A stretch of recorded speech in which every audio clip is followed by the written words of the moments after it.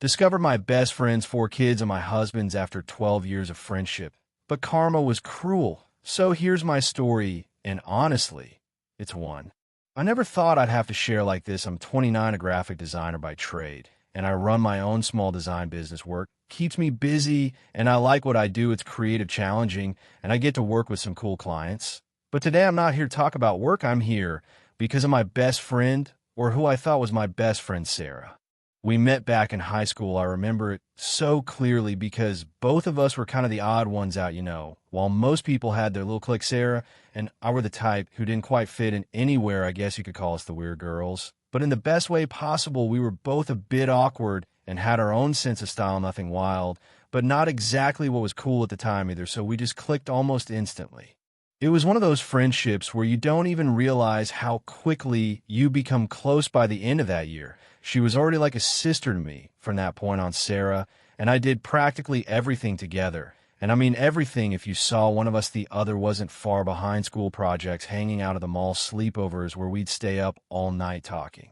That was us. There was just this level of trust that's rare to find, and I think I valued that more than anything. I felt like I could tell her anything, and she'd never judge me. We knew each other's secrets, our insecurities, our plans, and we were there for each other through all the usual teenage drama. She was my partner in crime, my ride or die. Things kept going that way for years, even after we graduated. When I started my first job, Sarah was there cheering me on, and when she met her first serious boyfriend, I was there helping her pick out outfits, talking to her about what she wanted for her future and whether he fit into it. I remember when she first told me she was in love. She was so giddy and happy. Her whole face lit up. She swore he was the one. It was all the typical young love stuff, but she was dead set on him being her forever. And yeah, I thought it was fast. But who was I to judge? By 19, Sarah decided she was ready to marry him. She didn't want to wait, didn't care that everyone around her thought she was too young. She was completely sure about him despite everyone, including me, warning her to slow down. But she had her mind set on it. So I did my best to support her, even though I had doubts. That's just what you do for your best friend, right? You show up and stand by them, even when you're secretly hoping they'll reconsider. The wedding came and went, and for a while it seemed like she was actually happy. They were this picture-perfect couple, and even though I was still a bit skeptical, I started to believe maybe she'd found her fairy tale after all. But a year and a half later, it all came crashing down. I still remember the night. She called me absolutely broken. She was crying so hard I could barely make out what she was saying. When I finally understood, it turned out her perfect marriage had hit rock bottom. Her husband had been cheating on her, and their relationship was done. That was rough. I remember sitting with her through some really long nights, just trying to be there for her. She was so heartbroken, and it killed me to see her like that. We'd go for long drives where she'd cry and vent, and I just listened. I tried to keep her spirits up. But it wasn't easy. She was in such a dark place. And honestly, it was one of the hardest things I'd ever had to help a friend through. It was like watching someone fall apart and feeling totally helpless. But Sarah's the type of person who bounces back, even when it seems impossible. It took a while. But eventually she started to piece herself back together. She got back into dating, though.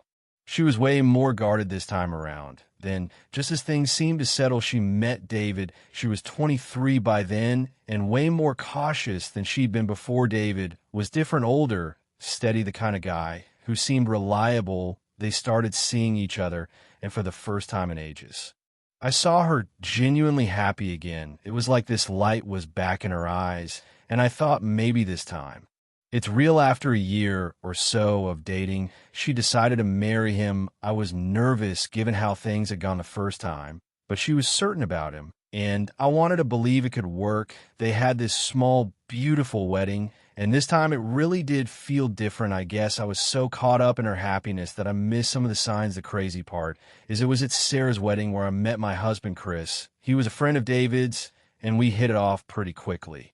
I never would have guessed that we'd end up together, but one thing led to another, and soon we were inseparable. Looking back, it felt like we were creating this little friend family with me, Sarah, Chris, and David. We all became so close, doing holidays together, taking trips just enjoying life. For a while, it felt like everything was falling into place. About 8 months after we started dating, Chris proposed. I'll admit it was fast, but everything felt so right. Planning my own wedding was a dream, especially with Sarah as my maid of honor. She was my rock through the whole process, just like I'd been for hers. It was honestly one of the best times of my life. And when Sarah found out she was pregnant shortly before my wedding, it was just this cherry on top. She was going to be a mom, and I was so happy for her. We postponed her wedding a bit so she could fit in her bridesmaid dress. And when we finally did get married, her son was already born. Having him there made everything feel so complete, like our little friend family was really solid. And while I'd made the decision not to have kids for personal reasons, I never felt like I was missing out. I love Sarah's kids like my own, and Chris and I enjoyed being around them. It was the best of both worlds. Honestly, for a long time, life just seemed perfect. We all had each other, and I never once doubted that I had the best friend anyone could ask for. Sarah was like a sister, and I thought we'd always be in each other's lives. Looking back now, though, maybe I should have seen that things weren't as perfect as I thought. Maybe there were little signs, moments that didn't sit right, but were easy to ignore because we were all so close. But yeah, that was life with Sarah. She was more than just a friend. She was family, and I trusted her completely without question. I guess sometimes the people we trust the most can surprise us in the worst ways. So after Sarah's second wedding, things got pretty amazing for all of us. It was me, Chris, Sarah, and David, and it honestly felt like this perfect little crew. We did everything together, and I'm not exaggerating. Holidays, random weekends, even the occasional last-minute road trip. If one of us got an itch to get away, and since Sarah and David had their first kid not long after my own wedding, it was like our friendship upgraded with a whole new layer. That kid was adorable, and I just loved him to bits. Honestly, the way our lives blended was more than I'd ever thought possible. When Sarah told me she was expecting her first kid, I was thrilled. It's not like we'd ever really talked about this exact moment, but knowing she was going to be a mom felt natural, like it was the next step in this life we'd built together. Now, I'd already decided that having kids wasn't for me, a mix of medical stuff and just personal choice, but Chris and I were on the same page about it. So it worked out. Still, having Sarah's little boy around filled that kid part of my life. Without me actually being a parent, we'd all gather at each other's houses, and pretty soon having a toddler around became just normal life. It got to the point where I'd be talking to Sarah about dinner plans or our next weekend outing, and she'd be bouncing her baby on her hip while we chatted. Sometimes I'd even babysit while she and David had their date nights. It made me feel like I had all the perks of having kids without any of the actual responsibility, and Chris was great with him too. He'd play games, make silly faces, the whole deal. Things just kept getting better from there. Sarah and David had more kids, one after the other, and I'm not going to lie, my heart kept getting a little fuller each time. By the time they had their fourth, I was practically Aunt Mom to the kids. They'd run up to me, hug me, call me Annie, like I was part of the family. It felt special, like I had a place in their lives that went beyond just being Mom's friend. And to be honest, it made me feel like everything I'd ever done for Sarah was worth it. This wasn't just a friendship anymore. It was family. Chris and I, we made a solid team with him. He got along so well with David, and seeing them together was always a laugh. The guys would mess around doing goofy stuff to entertain the kids, or having these ridiculous dad debates over the best way to set up a campfire or fix something around the house. I'd be watching them laughing, with Sarah feeling like we'd won some kind of friendship lottery. We'd do double date nights, go on little family trips, take turns hosting holidays. Our lives were this giant overlap. By then, Sarah and I had this unspoken understanding, like we didn't even have to try to stay close. It was just a given. She was the one who'd seen me through everything, and I'd been there for all her ups and downs. I didn't even question how much I trusted her. There were times we'd talk late into the night about anything and everything. She'd vent about her rough day or get all mushy about how much she loved her kids, and I'd be there listening, laughing, agreeing. There was zero hesitation, zero doubt about where we stood. And yeah, I was busy with my own work, running a wedding planning business. Especially when you own the whole company is no joke. The stress was real, and some days were just insane, but I knew I had this solid life waiting for me outside of work. I could go to Sarah's, let go of all the pressures of the day, and just be me. There's something so freeing about knowing you've got a friend who gets you like that. I mean, that's rare. Some people go their whole lives without a friendship like that. And here I was living it. But it wasn't just friendship at this point, Chris. And I had become so close to Sarah and David's kids that it was like we were this extended family, like I said. I didn't need to be a mom to feel that sense of family watching Chris playing with the kids or listening to them all laughing in the other room while Sarah and I had a glass of juice or a snack. Those moments were everything. And every time one of those kids reached out for me or called me Annie, it just made everything feel right. They filled a part of my heart I hadn't even realized was empty. It got to a point where I didn't really question how much time we spent together. It was natural, like breathing, need help watching the kids. I'm there planning a birthday party. I'd handle it. I was happy to do it. And Sarah seemed to appreciate it. Too, I loved those kids. And Chris did too. He'd talk about the little ones like they were our own, telling me about the funny things they did or how they'd fallen asleep on him while watching a movie. He was so good with them. And seeing him in that role just made me love him. Even more. People would sometimes joke that I'd gone full Annie mode, and I'd laugh it off. But honestly, I didn't care. It felt good to be needed, to be loved by these little people who thought the world of me. And whenever I'd pick up Sarah's oldest from daycare or help her youngest tie his shoes, it felt like I was exactly where I was supposed to be. I wasn't just a friend anymore. I was part of the family, and they were a part of mine. When I think back to that time, everything really seemed perfect. No red flags, no tension, just this easy, comfortable life where everyone played their part. One never doubted it for a second.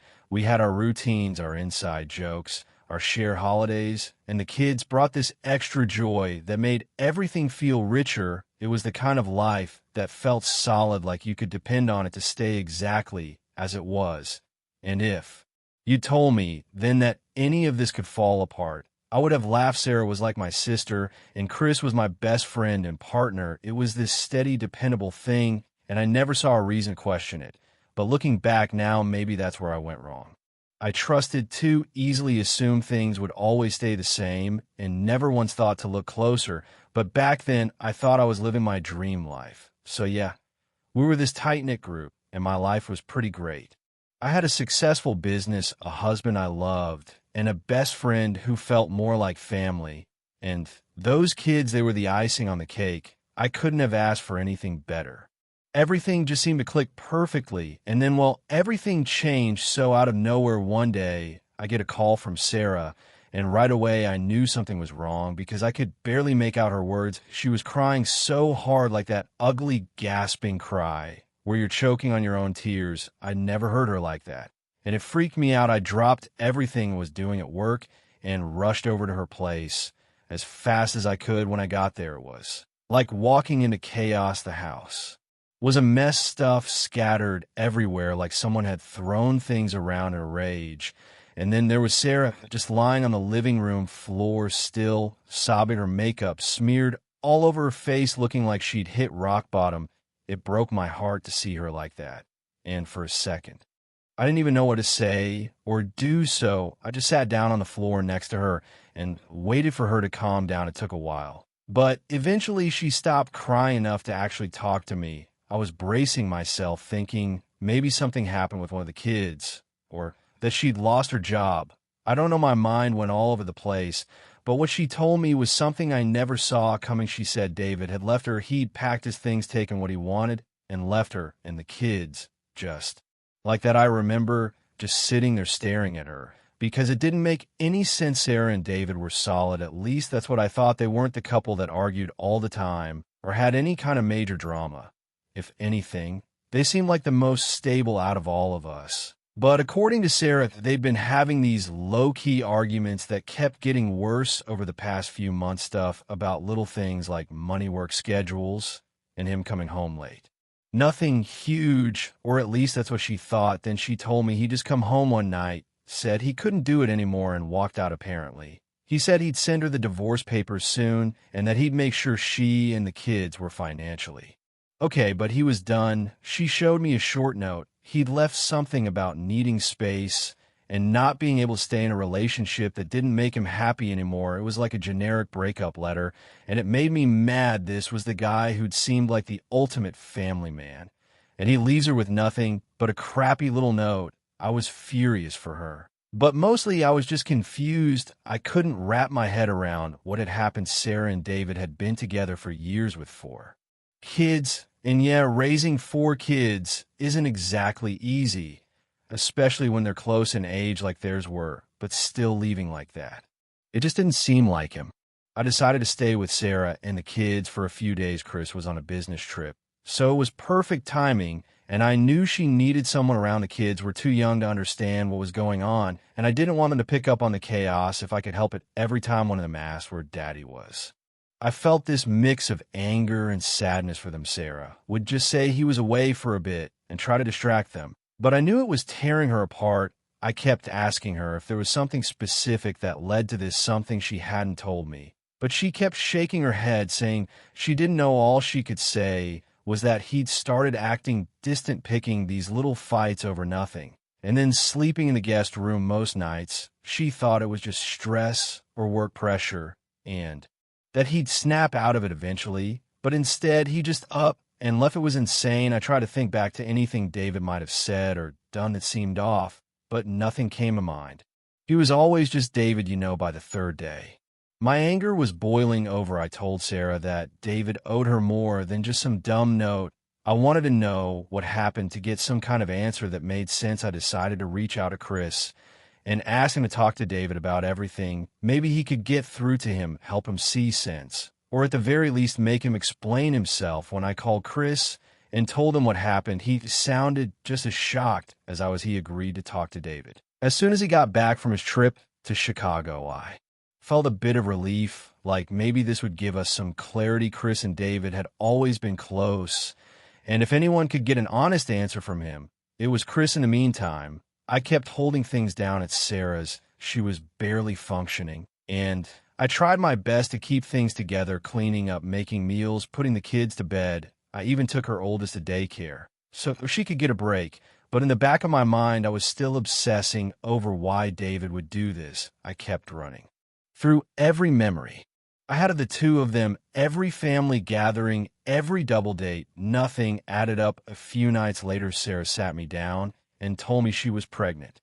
I was speechless. I'd been trying so hard to be her rock, to keep it together for her and the kids. But this just threw me off balance. She was already struggling with 4 kids, and now she had another one on the way. All while her husband was MIA. It was overwhelming. Sarah was a wreck, saying she didn't know how she was going to handle this, that maybe she'd even consider moving out of town to get a fresh start. But every time she talked like that, I just reassured her that she'd get through this, that I'd be there for her.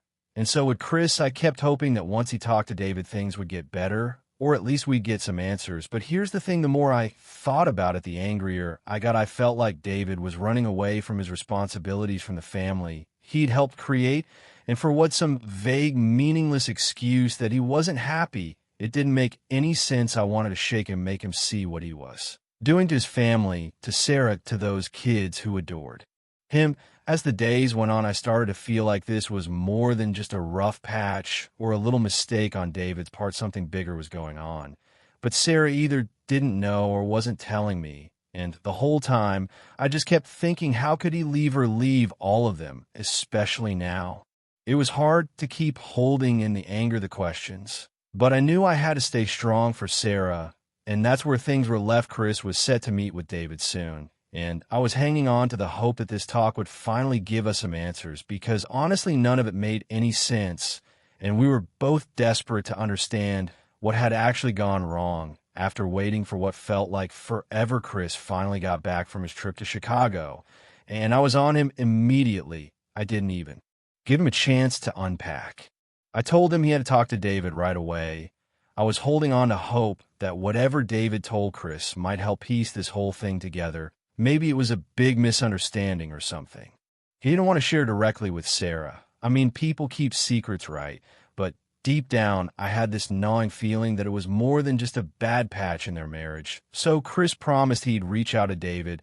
I waited anxiously, half expecting some kind of magic fix to come out of that conversation. But when Chris finally came back to me after talking with him, his face was hard to read, and I could feel my stomach drop. He didn't have that "everything's okay" vibe I was hoping for instead.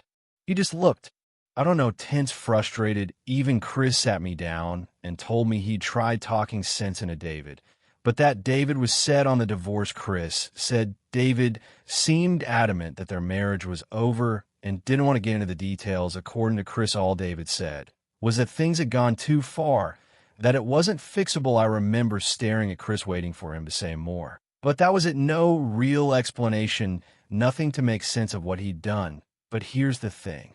I couldn't just let it go. I couldn't accept that David was leaving Sarah with a vague excuse and no real answers. He owed her at least that much. So after stewing on it for a while, I decided to go straight to the source. I figured if David wasn't going to open up to Chris, maybe he'd be honest with me. After all, I'd known him almost as long as I'd known Sarah, and he always seemed to respect me. Maybe he'd see that. I was genuinely concerned for Sarah and the kids. I called him and asked if we could meet up for lunch. David seemed a bit surprised, but agreed. We met at a small diner near my work. I remember walking and feeling a mix of nerves and anger. I didn't know what to expect, but I was prepared to push for answers if I had. I couldn't stand the thought of Sarah being left in the dark, wondering why her life had just shattered when David arrived. He looked different, kind of defeated, if that makes sense. I'd never seen him like that. He sat across from me, and we made small talk for a minute, but I wasn't interested in beating around the bush. So I just laid it out there, saying something like, David, I'm here because Sarah deserves to know what's going on. I'm here for her, and I need you to be straight with me. He looked away for a second, and I could tell he was struggling to find the words. He finally said, I'm sorry. I really am. But this marriage, it wasn't what it looked like. There were things Sarah wasn't honest about. I was baffled. What things? I asked, barely keeping my frustration in check. David took a deep breath, then told me something I never would have expected in a million years. He said that Sarah had been cheating on him. I almost laughed at first because it sounded so ridiculous. Sarah, the same woman who used to gush about how much she loved him. But David looked dead serious. He said he'd known for a while, that he'd even confronted her before about it, and they tried to move past it, but he just couldn't do it anymore. I couldn't wrap my head around it. I kept pushing back, telling him maybe he was mistaken, maybe he'd misunderstood something, but he shook his head and said he was absolutely certain. He said he'd even found proof, and then he dropped a bomb on me that turned my world upside down. David leaned in close and said, the kids, they're not mine. Those words hit me like a truck. I sat there, stunned, my mind scrambling to process what he just said. I wanted to deny it, to tell him he was out of his mind. I kept saying, David, there's no way Sarah wouldn't do that to you. You're their father. But he just kept shaking his head, saying, no, I'm not. I did a DNA test. They're not mine. I can't even explain the rush of emotions that hit me at that moment. It was like anger, confusion, betrayal, all mixed together. I wanted to get up and leave, but at the same time, I needed answers. So I asked him, if they're not yours, then whose kids are they? David hesitated, like he didn't want to say it. And then he looked me dead in the eyes and said, they're Chris's. I remember my mouth just hanging open for a second. I thought I hadn't heard him right. Chris, my Chris, the man who I trusted with everything. I kept telling myself this couldn't be happening. But David wasn't done. He went on to tell me how he'd confronted Sarah, how she'd broken down and admitted to everything she'd been with Chris behind my back, and he'd been left to pick up the pieces, pretending to be the father of kids that weren't even his at that point. I couldn't sit there anymore. I stood up, but David grabbed my arm gently and asked me to hear him out. He told me how he'd suspected it for a while, how he tried to ignore it, and how he finally decided to get DNA tests done on all the kids. None of them were his. He said he was devastated, but he'd stayed for the kids' sake. He'd even tried to forgive her. But then when Sarah told him she was pregnant again, it was like the final straw. He couldn't pretend anymore, couldn't keep living a lie. I left that diner in a daze, barely remembering where I'd parked. My head was spinning, and I kept hearing David's words on repeat. They're Chris's kids. My mind just couldn't accept it. This was my husband. We were talking about my best friend, the people I trusted most. I kept telling myself that David had to be wrong, that he was making it up somehow, maybe trying to ruin their lives out of spite, but deep down I knew it made sense, all those little moments where Chris had been distant to business trips that seemed too frequent at times. He seemed more invested in their family than ours. It was like all these pieces were falling into place, and the picture they were making was something I never wanted to see. By the time I got back to my car, I could barely hold back the tears. I didn't know who to talk to, didn't know where to turn. All I knew was that everything I thought I had every bit of trust I'd ever put in these people was shattered. I don't think I'll ever fully remember the drive home after meeting with Dave. In my mind was all over the place, replaying every conversation, every little moment I'd had with Chris and Sarah. I couldn't believe it. No, I didn't want to believe it. Chris was my husband. Sarah was like my sister. The idea of them together, let alone with kids involved, it was too much. But deep down, I felt this sinking feeling that it was true. David had no reason to lie, and honestly, the details he shared were just too specific to ignore. When I got home, I barely took a second to breathe. I didn't want to calm down. I wanted answers. So I threw Chris's things into a pile, not caring where they landed, and waited. My mind was racing with everything I wanted to say, every question I had, and honestly, every insult that was bubbling up inside of me. When he finally walked through the door, he looked at me like he knew something was up. What's going on? He asked, probably noticing the mess I'd made in my anger, and that was it. I let it all out. I asked him if he'd been sleeping with Sarah, if he was the father of her kids. For a second, he just stood there staring at me with that shocked expression, like he couldn't believe I'd figured out. That reaction alone told me everything I needed to know. He didn't even try to deny it. He just looked at the floor like he was ashamed and finally muttered, "I'm sorry." That was all it took. The anger I'd been holding back exploded. I couldn't hold back the shouting, the anger, the betrayal.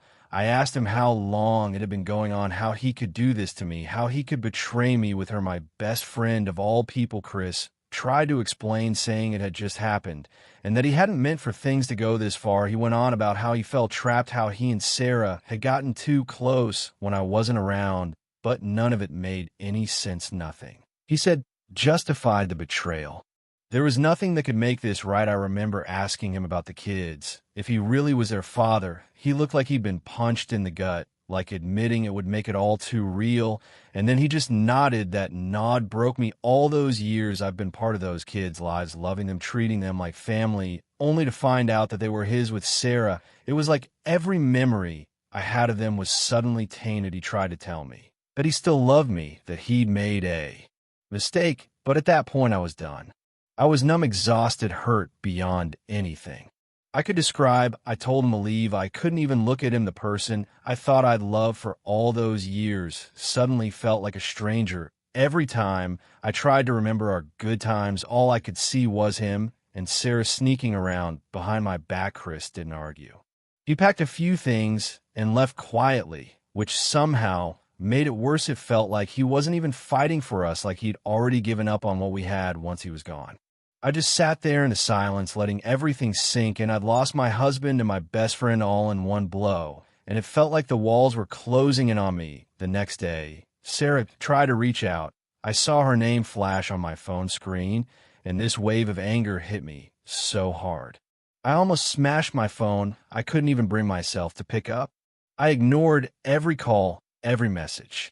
She said I wasn't ready to hear whatever excuses or apologies she had. In fact, I didn't even want to hear her voice. She'd been like family to me for so long, and now I couldn't stand the thought of her. But the calls didn't stop. She left voicemail after voicemail, crying, begging me to talk to her, saying she never wanted to hurt me. But those words felt empty. If she'd cared about not hurting me, she wouldn't have slept with my husband, wouldn't have had kids with him, and then kept me in the dark while I doted on those kids, thinking they were David's. How do you forgive something like that?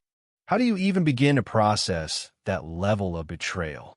I spent days just going through the motions, barely eating, barely sleeping. My mind kept replaying all the moments we'd spent together, every holiday, every celebration, every time she cried on my shoulder. How had I missed the signs? That I'd been so blind it felt like I'd been living in this fake reality they'd created, and now that it was shattered, I didn't know what was real anymore eventually.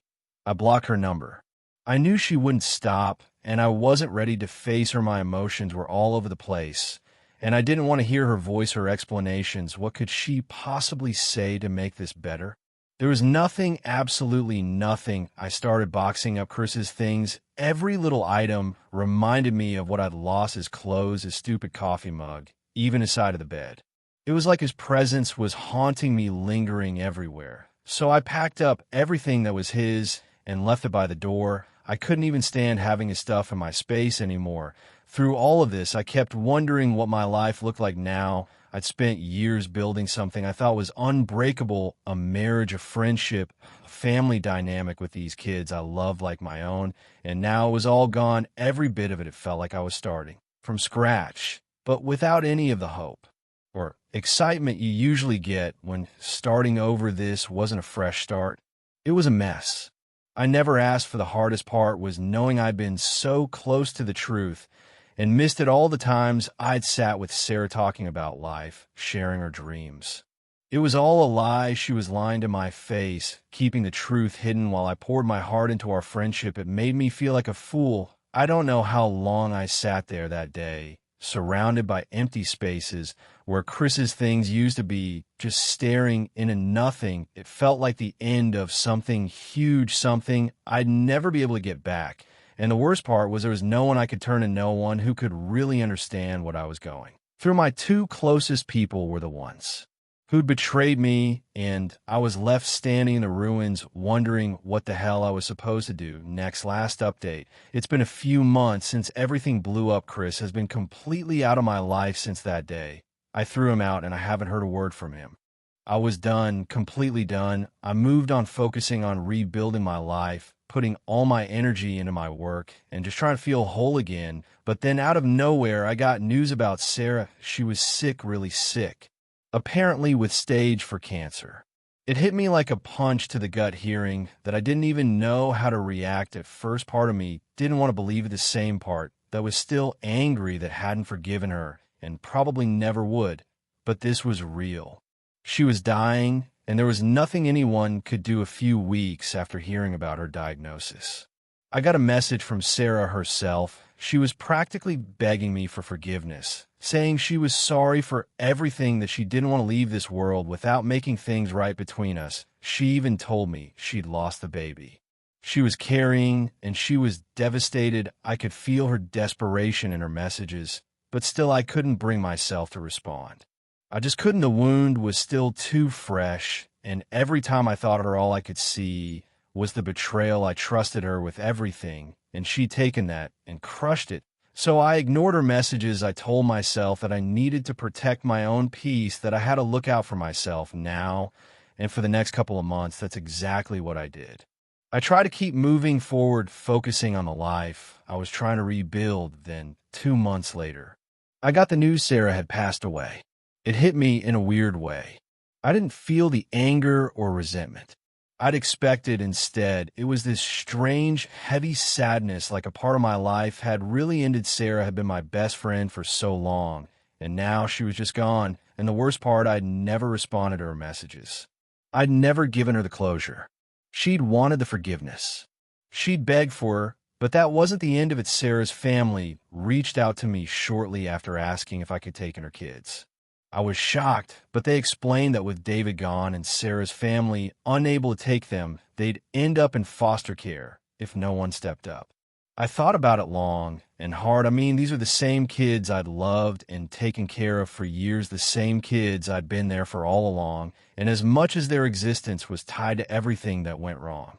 They were innocent in all of this. They didn't deserve to lose everything in the end. I made the choice. I took them, and officially, it's been a strange transition, but they call me Mama now, and I can feel a new kind of love for them. One that's different, but just as strong. Every day, I'm reminded of the hurt and betrayal, but at the same time, I know these kids need stability, love, and a home, and I can give them that. I've grown to see them as my family, as a part of my life that I'm now responsible for. So here, I am wondering if I made the right call. Reddit, am I the a-hole for not forgiving Sarah before she died? She hurt me deeply in ways I still can't fully process. but part of me wonders if I should have put aside for her sake, or maybe I did the right thing by protecting my own heart and sanity. I'll never know if I made the best choice, but I did what I thought was right.